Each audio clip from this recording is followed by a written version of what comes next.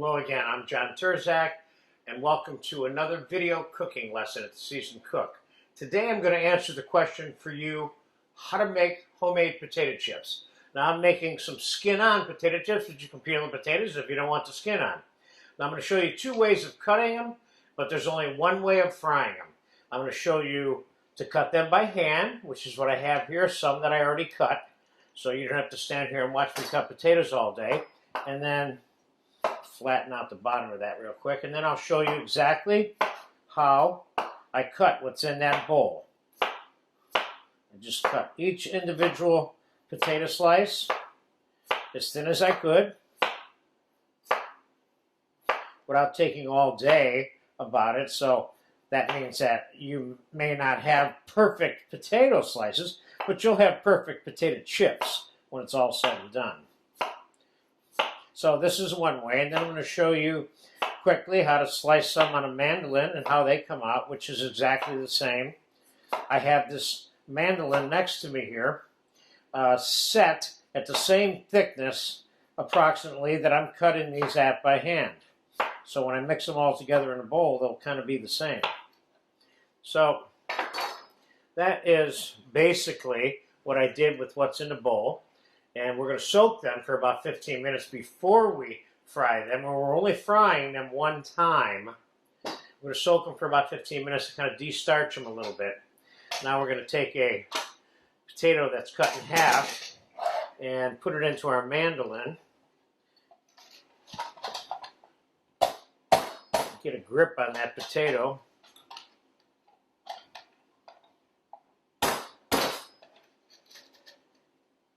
There we go.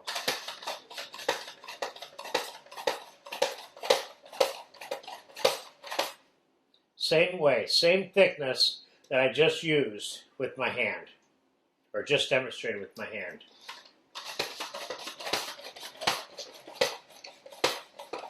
This is definitely more consistent and faster, but not everybody has one of these. So we're going to let these soak for about 15 minutes, so we're going to fast forward now. We're going to come back and drain them on towels and get them in the fryer. These are going to be fried once, and then we're going to put them in a bowl, and they will be nice, crispy, homemade potato chips. Okay, the potatoes have soaked for 15 minutes. Now we're going to get them out of the water. These need to be spread out a little bit because these get kind of stuck together, and they trap water in between the slices. And you don't want to put a bunch of water in your deep fryer because it can overflow on you, for starters.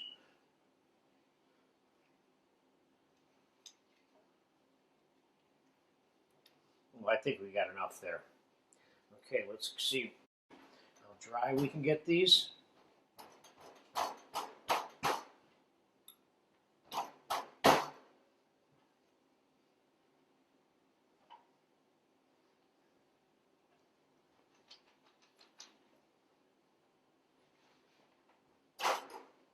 These are pretty dry. Okay, now we're going to do a one-time frying episode here.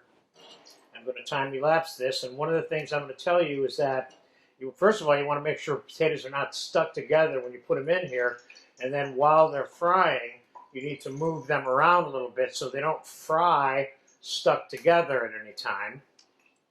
And this should probably take, you're looking at close to about 5 minutes, so we're going to time-elapse most of this frying time here. So we're looking for a crispy, brown, finished potato chip when we're done here. So let's drop them into 375 oil.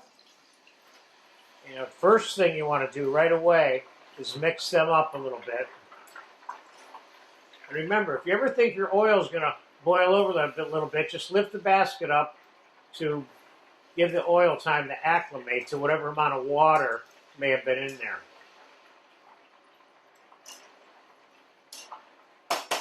That's doing good. So we're going to let them fry. I'll mix them around a little bit from time to time. So we'll fast forward right here and I'll come back and you'll know exactly how long I did fry them. They've been cooking for a couple of minutes and I've moved them around 3 or 4 times like that. So they got 3 or 4 more minutes left to them. Okay, I'm 5 minutes into frying them now, and I got my little Chinese skimmer to rotate them a little bit better in there. And they're coming along. They're getting close. As you can see, some of them are sort of done, but they still need maybe 2 or 3 more minutes to be all complete. So we'll be back. It's probably been close to 7 minutes total, and I'm taking them out. And as you can see, they look like potato chips now. And what I'm going to do is I'm going to dump them on this little quarter sheet pan with some paper, just long enough to let them cool off a bit. Spread them out a little bit.